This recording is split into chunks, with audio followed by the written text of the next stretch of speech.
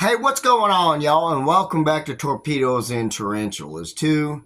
It is finally time for another video. I know a lot of you are saying it's about time. I apologize for the lack of content. A lot of stuff going on, and it just takes away from my initiative and ambition and all that to do videos. Don't get me wrong, I still take care of my animals. I just haven't felt up to making videos, but I've got one that I have to do today, and it's going to be basically a triple subject video that I'm going to try to squeeze into one.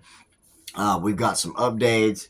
I've got a couple of rehouses, and I went to an expo this past weekend and got some new critters. So we're going to show all that on video today.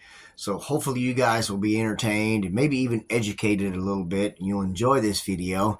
With all that being said, let me rearrange. You guys go get a bowl of popcorn and a Dr. Pepper or whatever, and we'll come back here and let's start this video. Alright, so the first part of this video is going to be some updates that maybe a handful of you guys are wondering about. For the rest of you, just bear with me. As you can see, my high white line babies have started to emerge from the sack and are now all over the place. They have been hatching. Well, they all hatched about a week and a half or so ago, and over the past several days have been leaving the hammock.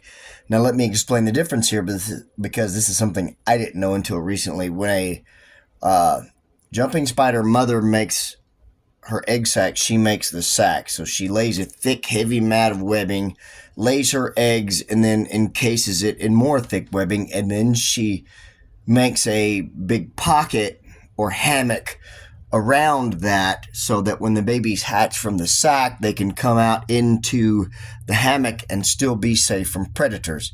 So normally when they start to leave the hammock, which they have done, you want to separate them, but that depends on how many of these you want to keep. I am going to leave them like this for another couple of weeks. There will be some cannibalism go on, but that helps me have more manageable numbers and ensures survival of the fittest.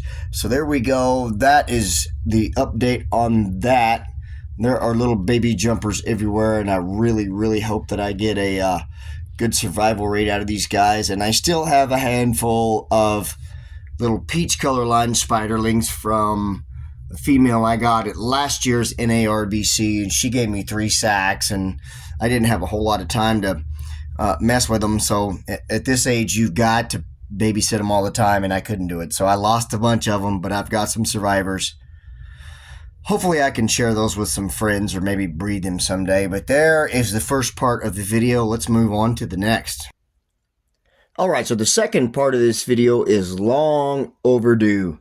This is finally, y'all, the final installment of the rehouse extravaganza I started, 2 or 3 months ago and never finished.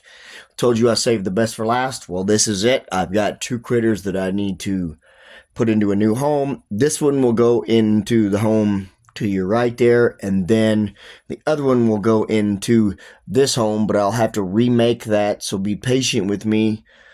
Let's move these critters, shall we? Alright, so I'll just give y'all a brief rundown of the new enclosure that this critter is going into. I got a deal from Tarantula Cribs, which is, they make excellent enclosures. They're acrylic, very clear and see-through. The only trouble with acrylic is it scratches easily. But I got a good deal on this. Most of their enclosures have been a one-way opening, but they have decided to do the 2-way opening, and this one is one of those. I believe this is like a medium-sized enclosure. It's called the treehouse switch. It's got a sliding door in the front, which I don't... Oh, there it is. A sliding door that goes on the front of it.